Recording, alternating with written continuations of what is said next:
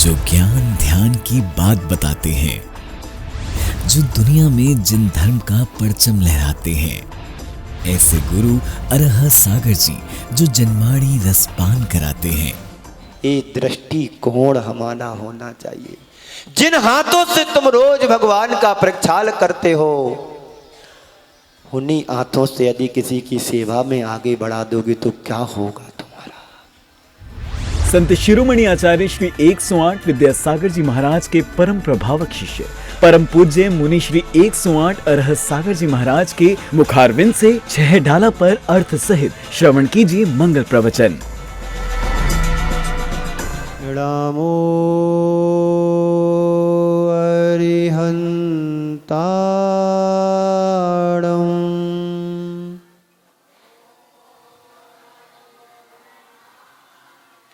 रामो सिद्धाणं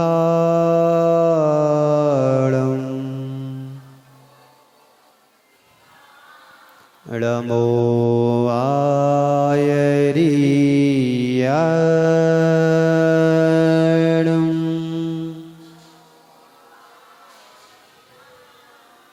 रामो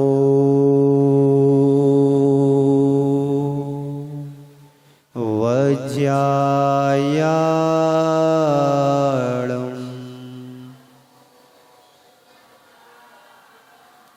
रामो लोये सव्यसाहुणं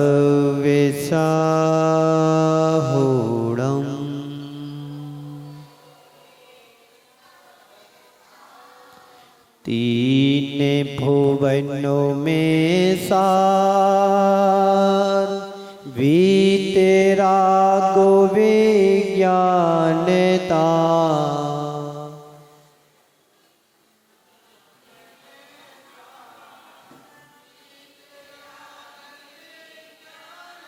सेवे स्वरूप सेविकार नमहु त्रियोग समारोकई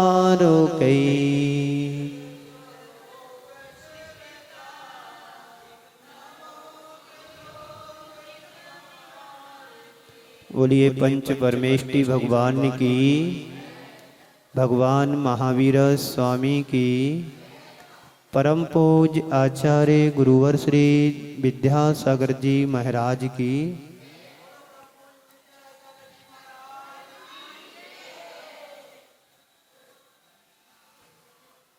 छह ढाला ग्रंथ एक छोटा सा ग्रंथ है। इस छह ढाला ग्रंथ को लघु समयसार भी कहें तो कोई बड़ी बात नहीं। पंडित दौलत राम जी द्वारा रचित यह छह ढाला छोटा सा ग्रंथ हम सबके जीवन में गागर में सागर भरने वाला जैसा ग्रंथ है। पंडित दौलत राम जी ने इस छह ढाला को तो लिखा ही लिखा है, लेकिन इसके पहले 2 छह ढाला और हो चुकी हैं। एक बुद्धजन की छह ढाला और एक धानत राय जी की छह ढाला। तो पंडित दौलत राम जी ने दोनों छह ढालाओं को आधार बना करके तीसरी छह ढाला की रचना कर डाली। 2 छह ढालाओं का तो पता ही नहीं है कि वो कहाँ पर है, देखने सुनने में नहीं आती हैं। बा मुश्किल से यदि कहीं कोई पुरानी पुस्तक मिले तो मिल सकती है, पर इस प्रचलन में नहीं है। लेकिन उन दोनों छह ढालाओं का आधार बना करके पंडित दौलत राम जी ने तीसरी छह ढाला जो आज हमारे सामने उपस्थित है, प्रचलन में है, और हम सभी लोग बड़े प्रसन्नता के साथ में सामाजिक स्तर पर, व्यक्तिगत स्तर पर, किसी पर्व के दिनों में, विशेषता 10 लक्षण के पर्व के दिनों में तो छह ढाला का पाठ होता ही होता है हर गांव शहर के मंदिरों में शाम की टाइम। कुछ पढ़े ना पढ़े, पर मेरे को बहुत अच्छे से याद है जब मैं घर में था अपने गांव के मंदिर में, छह ढाला का 1 घंटा पाठ होता था 6:30 से 7:30 तक। उसके बाद आरती होती थी, उसके बाद फिर पंडित जी का वचन का यानी प्रवचन होता था, फिर उसके बाद सांस्कृतिक कार्यक्रम होते थे। तो छह ढाला वह छह ढाला है जिसमें 6 अध्याय लिखे हुए हैं पंडित जी ने। 6 अध्याय का अलग अलग कार्य है। संसार परिभ्रमण का जो कारण है, चारों गतियों का जो वर्णन है, प्रथम ढाल में पंडित दौलत राम जी ने किया है। और इस संसार के परिभ्रमण का कारण क्या है तो दूसरी ढाल में बताया है। तीसरी ढाल में सम्यक दर्शन के प्राप्ति के उपाय भूत कारण भी बतलाए हैं। चौथी ढाल में श्रावक की चर्या के बारे में बतलाया है। पांचवी ढाल में 12 भावना का बड़े सुंदर तरीके से पंडित जी ने उसका चित्रण किया है, 12 भावनाओं का। और छठवीं ढाल में मुनियों की चर्या के बारे में बहुत सुंदर तरीके से उन्होंने निरूपित किया है। कहने को 6 ढाला है, पर 6 ढाला में बहुत सार तत्व छिपा हुआ है। आप लोग सोचते होंगे 6 ढाला तो 6 ढाला है, चलो कोई बात नहीं, थोड़ा सा पढ़ लेते हैं, पर नहीं, समय सार का सार इसमें समाया हुआ है। पंडित दौलत राम जी के बारे में ऐसा कहा जाता है, जयपुर के खजांची के यहाँ एक काम करते थे मुनीमी का, और उस जमाने में इनको 1.5, 2, 3, 4 रुपए मिलते थे। और एक दिन खजांची ने वहाँ जो जयपुर के राजा थे उनके यहाँ जी काम करते थे, तो राजा ने सोचा कि बहुत दिन से काम कर रहे, इनकी तनख्वाहें बढ़ा दी जाए। तो इनको बढ़ा करके पैसे दिए गए, पर इनने लेने से इनकार कर दिया। मुझे पैसे नहीं चाहिए, आप यदि मेरे साथ उपकार करना चाहते हो तो मेरा समय कम कर दो। मैं आपके यहाँ यदि 8 घंटे काम करता हूं तो 6 घंटे, मेरे 2 घंटे कम करके 6 घंटे में काम करूं, और जो शेष समय बचेगा तो मां जिनवाणी की सेवा में मैं अपना समय लगाऊं। ये भावना थी उन पंडितों की जिनके अभी हम नाम जिनवाणी में पढ़ते हैं। मंगत राय जी, दौलत राम जी, धानत राय जी, बुद्ध जन जी आदि आदि जी महाकवि हुए हैं। बनारसी दास जी के बारे में तो ऐसा कहा गया है कि यदि उस समय साधु होते तो वो साधु जरूर बनते, पर साधु नहीं मिले दर्शन करने, रो रो करके चले गए। साधु बिन साधु बना जाता नहीं, दिल दुखी है दर्द सहा जाता नहीं। बनारसी दास जी लिख करके, अच्छी कविता लिख करके, हमें बस 2 ही लाइनें याद रही हैं, वो भी दूसरों के मुख से सुनी थी प्रवचनों में। मंगत राय जी बनारसी दास जी अकेले कमरे में जाकर के नग्नत्व अवस्था में साधना करते थे, पर वो निश्चिंतता नहीं आ पाई कि साधु जीवन कैसे जिया जाता है। नहीं, मर गए रो रो करके, साधु के दर्शन नहीं हुए। पर आप लोगों का परम सौभाग्य है कि साधु के दर्शन हो रहे हैं, पर साधुओं का सौभाग्य इतना नहीं है कि तुम लोग उनके पास आ जाओ। हाँ, एक जमाना था कि साधु के दर्शन दुर्लभ होते थे।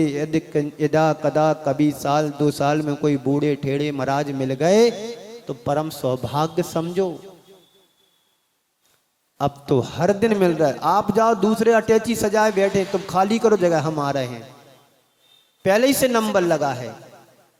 तो आप लोगों को साधु संतों की कीमत नहीं रही, समझ रहे ना। तो मंगत राय जी ने, दौलत राम जी ने 6 ढाला को लिखा है। इसका छंद जो मंगलाचरण के रूप में दिया है, इसको 2 तरीके से पढ़ा जाता है। सोरठा के रूप में तो पढ़ा ही जाता है, इसको दोहा के रूप में भी पढ़ा जाता है। सोरठा के रूप में तो अभी हमने पढ़ा है, अब दोहा के रूप में कैसे पढ़ना है वह भी आपको बताऊंगा। पर मनोयोग से सुनोगे, एक एक शब्द में सार है। यदि मंगलाचरण के ऊपर यदि प्रवचन किया जाए तो 2 घंटे भी लगातार बोलते रहो तो फिर भी मंगलाचरण का अर्थ पूरा नहीं होगा। ये 6 ढाला है, साधारण ग्रंथ में भी असाधारण क्षमता समाई हुई है, बस हमें समझने की जरूरत है। एक एक शब्द के सार को समझो, अर्थ को समझो। पाठ तो आप हर रोज करते होंगे, और पाठ करने मात्र से पारायण नहीं होता है। जब तक पाठ का अर्थ तुम्हें पता नहीं होगा तो पाठ करने में भी मजा नहीं आएगा। अर्थ को समझो, कोई भी पाठ करो पर उसका अर्थ समझ में आना चाहिए तो पाठ करने में भी अच्छा लगता है, नहीं तो आगे पाठ पीछे सपाट। पंडित जी सामने बैठो, सामने बैठो, किताब लो, 2 पैसे के लक्षण सीख जाओ।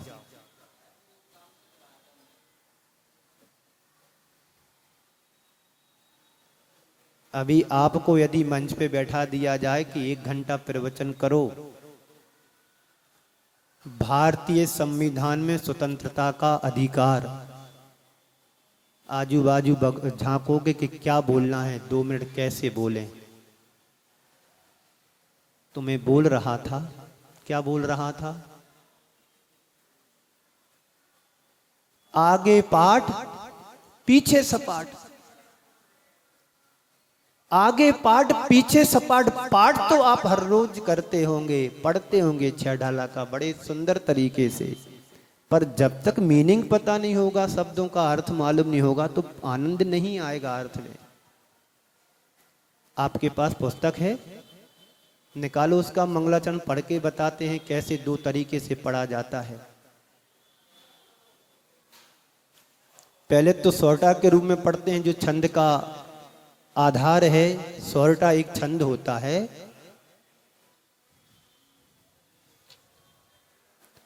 तीन भुवनों में सार, बीत राग विज्ञानता। बोलिए।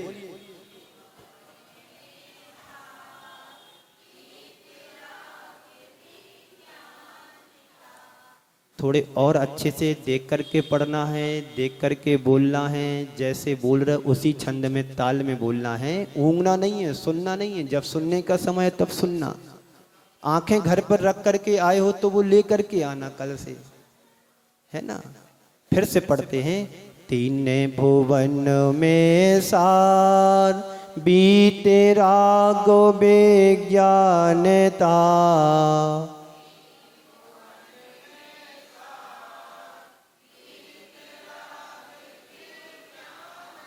बहुत सुंदर, फिर से बोलेंगे। तीन भुवनों में सार, बीते राग विज्ञानता।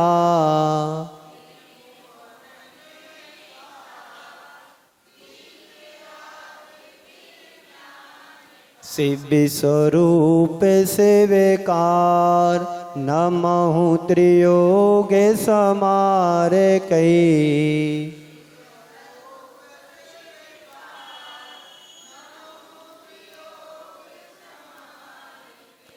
ये तो सोरठा के छंद के रूप में हमने पढ़ा। अब इसको दोहा कैसे पढ़ेंगे? इसको पलटना है, कुछ नहीं करना, थोड़ा सा दिमाग खर्च करना है, बस तुम्हारा दोहा बन जाएगा। कैसे बनेगा? बीते राग विज्ञानता, तीन भुवनों में सार। बोलिए।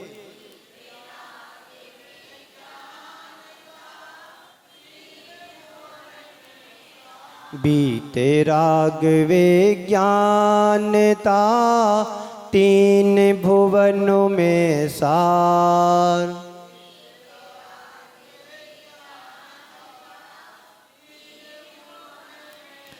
नमहु त्रियोग समार कई, शिव स्वरूप शिवकार।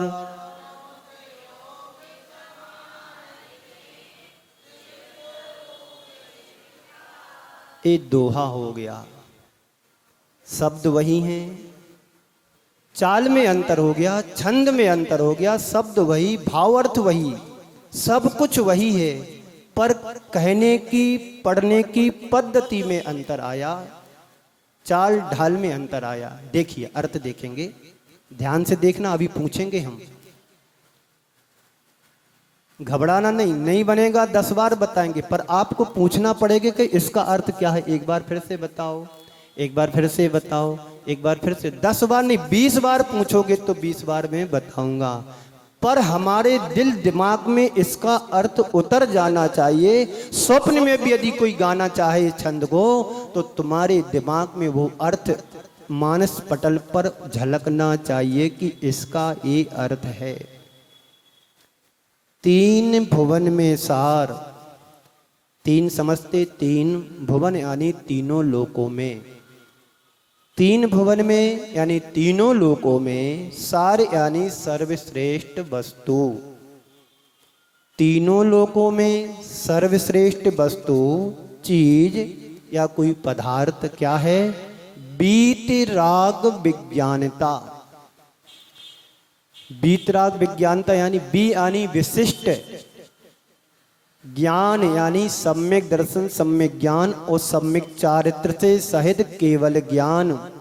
बी यानी विशिष्ट सर्वश्रेष्ठ ज्ञान यानी केवल ज्ञान। तीनों लोकों में सर्वश्रेष्ठ यदि कोई चीज है तो वह केवल ज्ञान है, जो केवल ज्ञान परंपरा से मोक्ष का कारण होता है। क्या होता है? केवल ज्ञान मोक्ष दिलाने वाला होता है। बिना केवल ज्ञान के संसार में किसी को मोक्ष होगा ही नहीं। तीनों कालों में, तीनों लोकों में मोक्ष होगा तो केवल ज्ञान के द्वारा ही संपादित होगा, इसके बिना नहीं होगा। तो 3 भुवन में सार यानी सर्वश्रेष्ठ यदि कोई वस्तु है तो वह केवल ज्ञान है। बीतराग, जो बीतरागता से सहित है, ऐसा केवल ज्ञान, बीतरागता से सहित केवल ज्ञान तीनों लोकों में सर्वश्रेष्ठ वस्तु है। बात समझ में आ रही है बाबूजी? बात समझ में आई? अभी पूछेंगे कि तीनों लोकों में सर्वश्रेष्ठ क्या है, तो तुम्हारी तरफ से उत्तर आना चाहिए तीनों लोकों में यदि कोई सर्वश्रेष्ठ है तो बीतराग ज्ञान यानी केवल ज्ञान, बीतरागता से सहित ज्ञान तीनों लोकों में सर्वश्रेष्ठ है। शिव वह केवल ज्ञान क्या कराता है? जिस साधक को केवल ज्ञान हो जाता है तो उसकी उपलब्धि क्या है? केवल ज्ञान होने के बाद आपके पास भी ज्ञान है, हमारे पास भी ज्ञान है, पंडित जी के पास भी ज्ञान है, दूसरे पंडित जी बैठे उनके पास ज्ञान है, तीसरे पंडित जी पीछे बैठे उनके पास भी ज्ञान है। संसार का कोई भी प्राणी ऐसा नहीं है जिसके पास अक्षर मात्र ज्ञान ना हो। ज्ञान है, लेकिन इस लौकिक ज्ञान की यहां पर चर्चा नहीं की है केवल ज्ञान के सामने। केवल ज्ञान वह ज्ञान है जो शिव स्वरूप है, शिवकार है। क्या है? शिव स्वरूप यानी आनंद स्वरूपी है, आनंद ही आनंद है। शिव स्वरूप यानी आनंद स्वरूप, शिवकार, शिव यानी मोक्ष कार्य यानी दिलाने वाला। कौन सी कार? वैगनार, डिजायर, जगवार, और कौन सी? BMW है। अनेक प्रकार की कार हो सकती तुम्हारे पास। अरे कोई कार हो ना हो पर सरकार तो तुम्हारे पास है नहीं। शिव स्वरूप यानी आनंद स्वरूपी है। क्या है आनंद स्वरूपी? केवल ज्ञान है। क्या है आनंद स्वरूपी? केवल ज्ञान। जिस साधक को केवल ज्ञान हो जाता है फिर उसके जीवन में आनंद ही आनंद होता है। और आगे क्या रहे? शिवकार यानी शिव यानी मोक्षकार यानी दिलाने वाला। हमारा जो बीतराग ज्ञान है, केवल ज्ञान है, वो कैसा है? मोक्ष को दिलाने वाला है। तो क्या करूं उसको? केवल ज्ञान तो मिल गया, मोक्ष को दिलाने वाला भी है, आनंद स्वरूपी भी है। तो क्या करना है? मैं यानी पंडित दौलत राम जी कहते हैं कि नमहु त्रियोग समार के, मैं उस केवल ज्ञान के लिए मन वचन काय पूर्वक नमस्कार करता हूं। योग यानी मन से, वचन से और काय से, मनोयोग से, वचन योग से और काय योग से क्या करना है? नमहु, नमस्कार करना है। समार के यानी मन वचन काय पूर्वक को समार करके, झुक करके नमस्कार करना है। किसके लिए करना है? यहां पर नमस्कार किसके लिए किया गया है?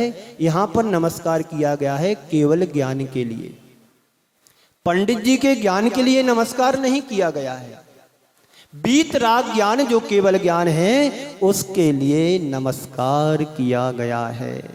बात समझ में आई? एक बार और पढ़ाता हूं, दोहराता हूं। तीन भुवन में सार, तीन यानी तीनों लोकों में, सार यानी सर्वश्रेष्ठ, बीतराग विज्ञानता यानी केवल ज्ञान से सहित बीतराग ज्ञान, वह बीतराग ज्ञान सर्वश्रेष्ठ है तीनों लोकों में। अर्थात वह केवल ज्ञान शिव स्वरूप यानी मोक्ष को नहीं, शिव स्वरूप यानी आनंद स्वरूप ही है। शिवकार अर्थात वह बीतराग ज्ञान, केवल ज्ञान मोक्ष को दिलाने वाला है। ऐसे केवल ज्ञान के लिए मैं यानी पंडित दौलत राम जी नमहु, नमस्कार करते हैं। कैसे करते हैं? त्रियोग यानी मन से, वचन से, काय को समारही यानी समार करके नमस्कार करते हैं। क्या अर्थ हुआ? तीनों लोकों में सर्वश्रेष्ठ यदि कोई वस्तु है तो वह केवल ज्ञान है। जो केवल ज्ञान मोक्ष को दिलाने वाला है, आनंद स्वरूपी है। ऐसे केवल ज्ञान के लिए पंडित दौलत राम जी मन वचन काय पूर्वक नमस्कार करते हैं। एक चैप्टर पूरा।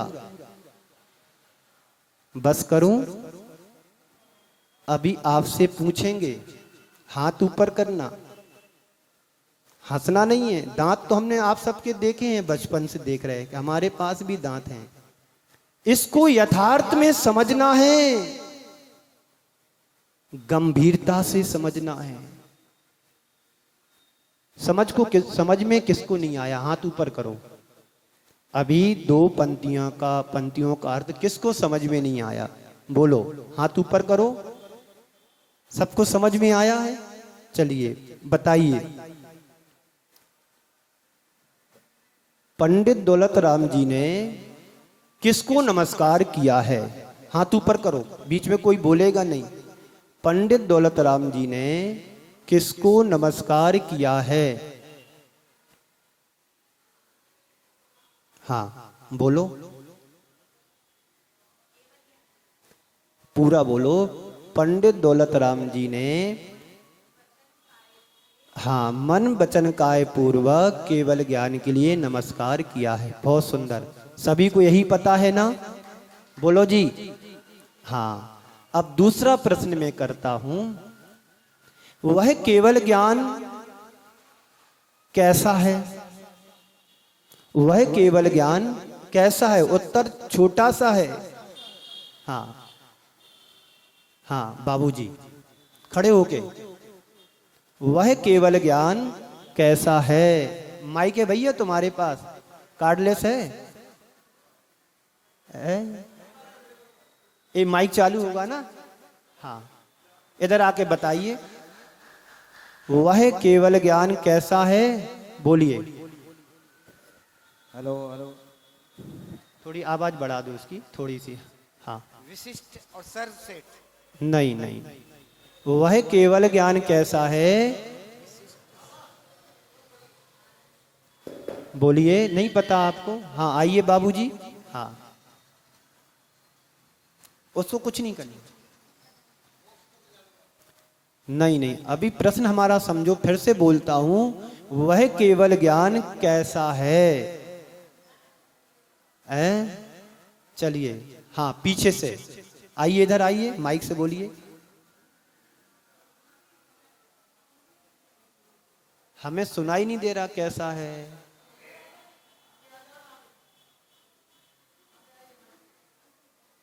इनाम मिलेगी तो घर से भी वापस इधर आओगे।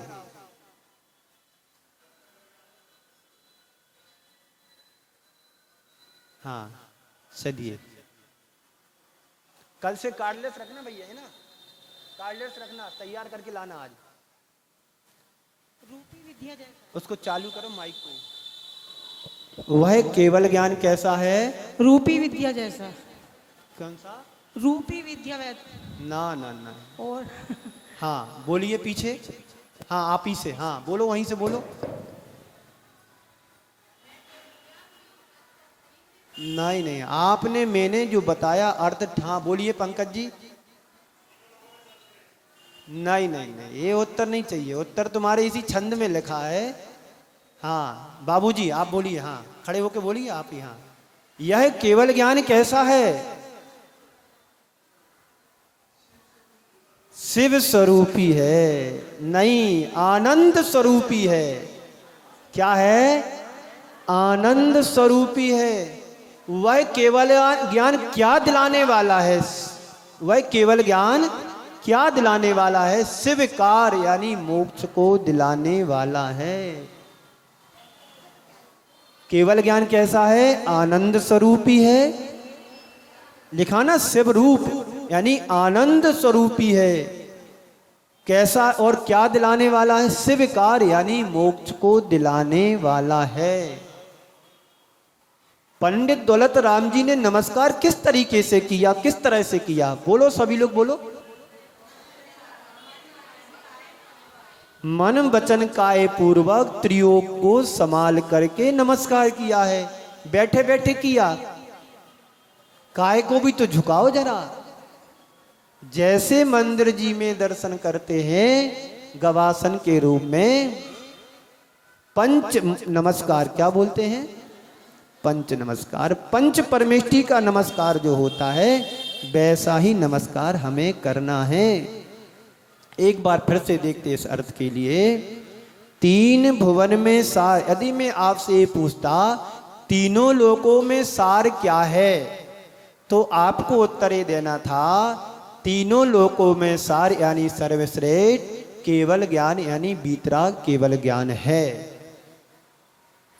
प्रश्न भी यही है, उत्तर भी उसी में है। तो देखेंगे, तीन यानी तीनों लोकों में, भुवन यानी तीनों लोकों में, सार यानी सर्वश्रेष्ठ क्या है? वीतराग विज्ञानता। विज्ञानता यानी केवल ज्ञान से लेना है। और कैसा हो केवल ज्ञान? राग से रहित, वीतरागता से संपन्न। ऐसे केवल ज्ञान के लिए शिव ऐसे केवल ज्ञान के लिए केवल ज्ञान तीनों लोकों में सर्वश्रेष्ठ है। शिव स्वरूप शिवकार, वह केवल ज्ञान शिव स्वरूप यानी आनंद स्वरूपी है। और क्या है? शिवकार यानी मोक्ष को दिलाने वाला है। इसलिए मैं यानी पंडित दौलत राम जी नमहू नमस्कार करते हैं। कैसे नमस्कार करते हैं? खड़े खड़े, बैठे बैठे, सोते सोते, ऊँगते ऊँगते, खाते खाते, पीते पीते नहीं, त्रियोग मन से, वचन से, काय से संभाल करके, अदवा तदवा नहीं, यहाँ देख रहे हो वहाँ देख रहे, व्यवस्थित देखते हुए जमीन को बैठना, फिर गवासन में बैठ करके बड़ी विनय के साथ नमस्कार करना। किसको नमस्कार कर रहे हम? साधन शक्ति को नमस्कार नहीं कर रहे हैं। जिस केवल ज्ञान में तीनों लोक एक साथ प्रतिबिंबित होती हैं, संसार के चराचर पदार्थ उस केवल ज्ञान में झलकते हैं। साधारण ज्ञान नहीं है। नमः श्री वर्धमानाय निर्धूत कलिलात्मने सालोका नाम त्रिलोका नाम यद विद्या दर्पणायते, वह केवल ज्ञान है जिस केवल ज्ञान में आलोक सहित तीनों लोक दर्पण की तरह प्रतिबिंबित होते हैं। जिसमें पदार्थ, ऐसे ज्ञान में, भगवान के ज्ञान में, अरहंत भगवान के ज्ञान में तीनों लोक और उनके चराचर पदार्थ सब एक साथ झलकते हैं पर्यायों सहित। बात समझ में आई? और आपका ज्ञान कैसा है? यदि हमारे पीछे कोई खड़ा हो जाए तो हमें पता नहीं पड़ेगा कि कौन खड़ा है। ये हमारे ज्ञान की विशेषता है। हमारा ज्ञान कैसा है? प्रत्यक्ष ज्ञान है। जो सामने दिख रहा है वो मेरा ज्ञान है, परोक्ष ज्ञान नहीं है। कौन सा ज्ञान हमारे पास? जो सामने दिखने वाला है, और उसमें आंखें यदि हमारी खराब हो जाती हैं तो सामने वाला भी मुझे नहीं दिखता है। कोई शब्द तुम्हारे सामने करेगा तो तुम्हें समझ में आएगा कि फलाना व्यक्ति बोल रहा है, जो परिचित था वही है। अपरिचित व्यक्ति आ जाए तो तुम्हारे ज्ञान में नहीं बता पाएगा ये कौन व्यक्ति आया, किसने क्या बोल करके चला गया। तो तीनों लोकों में यदि सर्वश्रेष्ठ कोई वस्तु है तो वीतराग केवल ज्ञान है। वह केवल ज्ञान आनंद स्वरूप ही है, और वही केवल ज्ञान मोक्ष को दिलाने में परम सहायक है। इसलिए मैं पंडित दौलत राम जी इस केवल ज्ञान के लिए मन वचन काय पूर्वक नमस्कार करते हैं। अब इस छंद का अच्छे से रट करके आना, कल पूछूंगा ठीक 7 बजे। अब इसमें मैं 1 मिनट भी प्रमाद नहीं करूंगा। 7 तो 7, नहीं तो समाप्त। हाँ, कोई लापरवाही नहीं, कोई कंप्रोमाइज नहीं। आप यदि नहीं आए मैं भक्ति भी ऊपर करूंगा।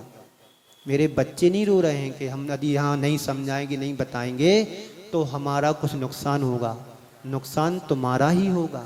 यदि एक पंडित को लगाओ तो 50-60 हजार रुपये महीने लगेंगे, और उसकी खुशामद तुम्हें इतनी करना पड़ेगी, एसी कमरा देना पड़ेगा, और 2 बार भोजन और 2 बार नाश्ता, फिर भी उनकी तुम्हें टेढ़ी भौएं देखना पड़ेंगी, सुनने पड़ेंगी। ये व्यवस्था नहीं, वो व्यवस्था नहीं, गाड़ी नहीं भेजी, हम टैक्सी करके आए हैं, और खाने में नखरे सैकड़ों प्रकार के। तब तुम लोगों को लगेगा कि पंडित को कैसे बुलाया जाता है। समझ रहे ना? तो 7 यानी 7, नहीं तो समाप्त यानी समाप्त। जितने सुन रहे उनको तो आना ही है। 7 बजे यानी 7, नहीं आए हम अपने ऊपर कक्ष में, फिर भगवान भी आ जाएंगे कि चलो महाराज, तो उनको भी मना कर दें कि अभी हमारा टाइम नहीं है, अब हम नहीं जा सकते, हम हुआ एक बार जाके आ गए। समझ रहे ना? तो 3 भुवन में सार वीतराग विज्ञानता शिव स्वरूप शिवकार नमहु त्रियोग समारिके। इस छंद को याद करना है और छंद के अर्थ को भी याद करना है, और जो छंद सहित अर्थ बताएगा उसके लिए इनाम भी मिलेगी। अब इनाम कौन देगा मेरे को नहीं पता है, कहां से आएगी मेरे को नहीं पता है, पर मिलेगी जरूर। अरे कुछ ना मिले तो माइक जरूर उठा के हम दे देंगे तुम्हें। ने हुई बांस ना बजे बांसुरी। और दूसरे दिन यदि इनाम नहीं मिले तो कैमरा उठा के दे दूंगा। पर मिलेगी जरूर। कुछ ना मिले तो ये जरूर मिलेगा, और ना मिले तो पेन जरूर मिलेगा, पर मिलेगा जरूर। पर कब? 7 यानी 7, नहीं तो समाप्त। तुम्हारा इंतजार मैं नहीं करूंगा। आपको यहां 7 बजे सबको बैठना है यदि सीखना है, और नहीं सीखना है तो पंडित को बुलाओ और 1 लाख रुपए महीने दो और सारी उनकी खुशामद करो सुबह से शाम तक। भोजन कराओ अच्छे शुद्ध घी के, मगध के लड्डू बना करके, जलेबी, रसगुल्ले, अच्छे पराठे मिश्री वाले, और फिर भी उनकी तुम बातें सुनियो चार। इसमें ये कमी रही, उसमें वो कमी रही, एक कमरा ठीक नहीं है, चटाई नहीं मिली, बाल्टी मिली नहीं मिली, डिब्बा नहीं मिला, पानी नहीं आ रहा है, ये सब सुनने मिले हैं तुम्हें। समझ रहे ना है? और पता पड़ा पंडित जी नहीं आ रहे, तुम्हारा दिमाग सन्नाट है। तो मतलब कहने का है, यदि कुछ अच्छा सा सीखना है तो उसका आनंद लेना, तो समय का ध्यान रखना। 7 यानी बोलो जी, 7 यानी 7/7, दोनों को कट्टिस करो बराबर 0। 7 में 7 को निकालो, 7 एकम 7, 7 एकम दोनों 0। 7 तो 7, नहीं तो समाप्त। इसी मंगल भावना के साथ आप सभी को विराम देते हैं। बोलिए परम पूज्य आचार्य गुरुवर श्री विद्यासागर जी महाराज की।